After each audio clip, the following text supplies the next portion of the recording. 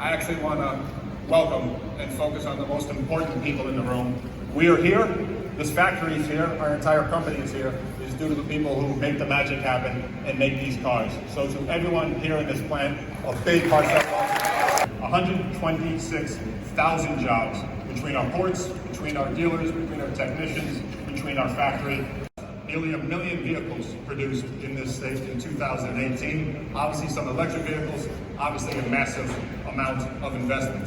SUVs is the name of the game. Here in the United States, 54% of the light vehicle market is SUVs, and obviously it's our business and our jobs to meet that marketplace. While Volkswagen may have been a little late to the party, a little late of the curve, with the great work in this plant, we have closed ground dramatically.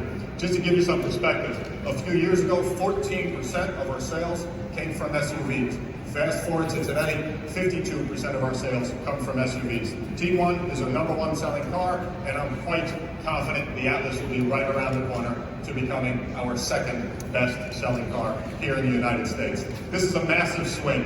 But if I zoom in on the Atlas itself, what exactly strategically is this car doing? First and foremost, 84% of the people buying these vehicles have never been in a Volkswagen before. This is our chance to introduce people driving these very sad vehicles of Toyota and Nissan and Subaru and everything else, and show them the magic that we can do. And I'm convinced that driving